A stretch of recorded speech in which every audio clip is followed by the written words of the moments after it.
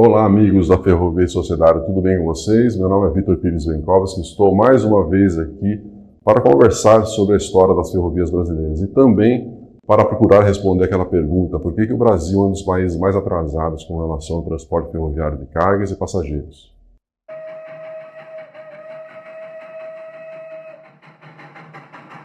Neste 42º episódio, eu vou estar conversando com vocês sobre a matriz de transporte do Brasil. Então, esse é um assunto muito discutido, principalmente para quem trabalha com investimento em infraestrutura, para todos aqueles que trabalham com logística, é um assunto muito importante, né?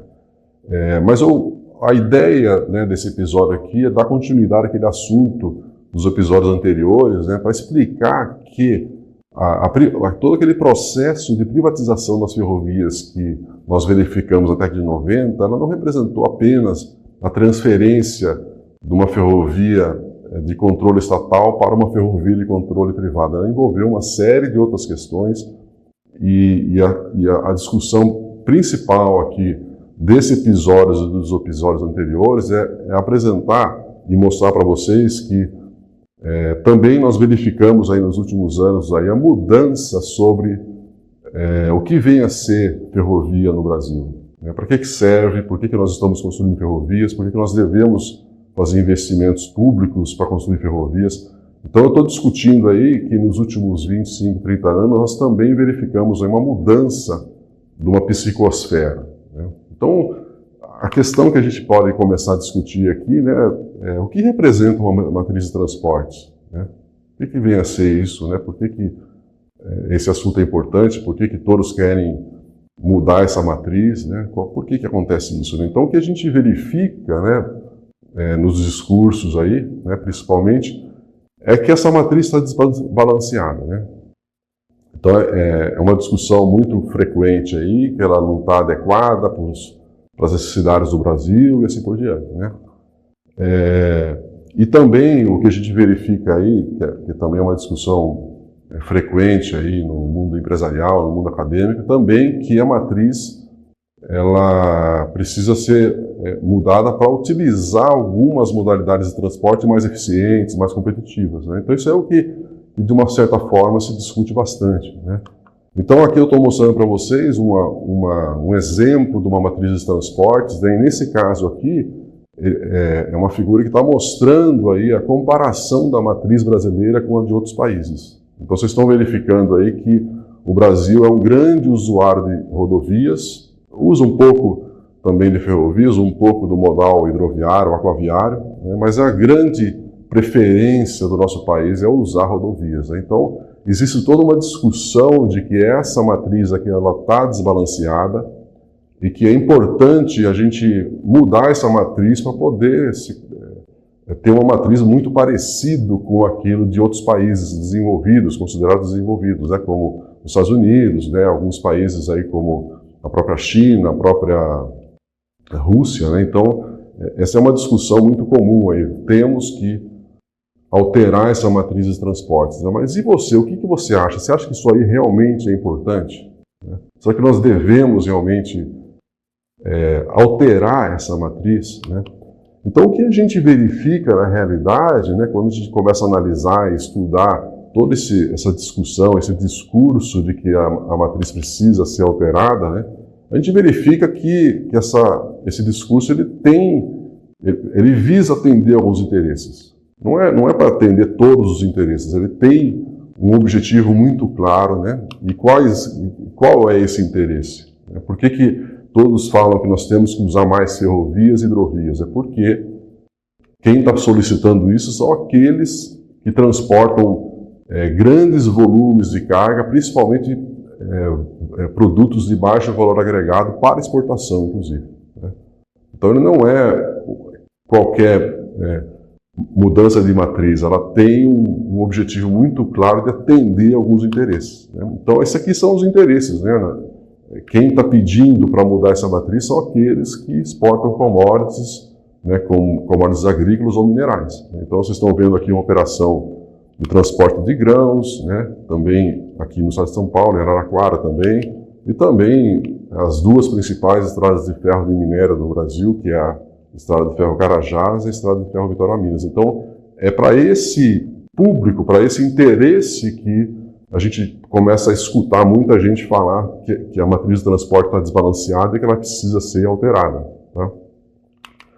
Mas a gente precisa ter uma visão um pouco mais ampla sobre essa matriz. A gente não pode ficar restrito a discutir matriz para atender alguns interesses ou atender poucos interesses. Nós temos que ter uma visão um pouco mais abrangente sobre isso. Né? Por que nós temos a matriz atual que usa bastante rodovia? Porque isso foi o resultado de diversos embates, diversas discussões.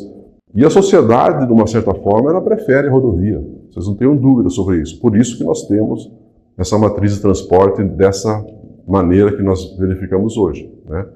Então, e também porque a gente às vezes discute muito matriz de transportes e só pensa em carga, mas o que acontece é que todas as infraestruturas de transporte elas precisam atender outros interesses como o transporte de passageiros, né? Então a gente às vezes discute muito matriz de transporte de carga e esquece que as infraestruturas têm outros usos também, né? E também uma coisa que poucos discutem é que quando você muda essa matriz aí, ela traz uma série de implicações, porque ela vai atender alguns interesses e vai deixar de atender outros. Então a gente não discute muito o que significa, quais são as consequências da gente alterar essa matriz de transportes, né? E continuando aqui, né, quando a gente pensa assim, vamos alterar essa matriz aí, o que significa isso? Significa que uma série de outras prioridades começam a ser alteradas também, né? Então você começa a discutir isso aí, daí isso começa a se refletir nos orçamentos do governo federal, do governo estadual, que acabam direcionando alguns investimentos, alguns interesses para atender alguns interesses e deixam de atender os demais interesses. Então é importante, né, quando a gente quer estudar a história das ferrovias brasileiras, perceber que nem tudo, né, precisa ser do jeito que eles estão falando aí, né? Então nós temos que alterar essa matriz? Não necessariamente, depende. Depende de quem você vai estar atendendo, né?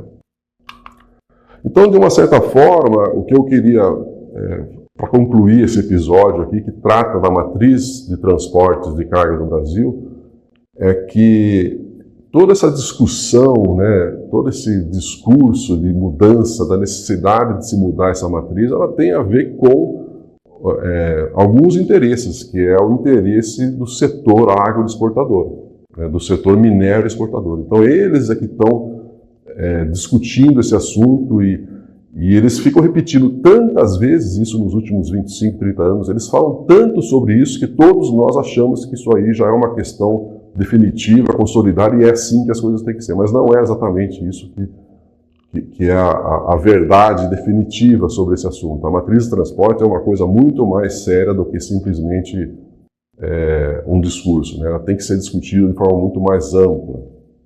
Muito bem, então, como eu gosto sempre de trazer alguns livros para vocês, eu quero que vocês montem a própria biblioteca, que vocês estudem bastante, que vocês tenham muitos conhecimentos aí sobre logística, sobre transporte, sobre ferrovia, sobre o país que nós vivemos aqui. Então, o livro que eu vou mostrar para vocês aqui é um livro que eu acho importante para quem quer conhecer um pouco mais como é que funciona todas essas relações de poder no Brasil. É o livro A Ditadura dos Cartéis, de Kurt Rudolf Mührle. Então, vocês podem... É um livro, claro, já tem bastante tempo, mas o assunto parece muito atual. Então, ele vai falar um pouquinho para vocês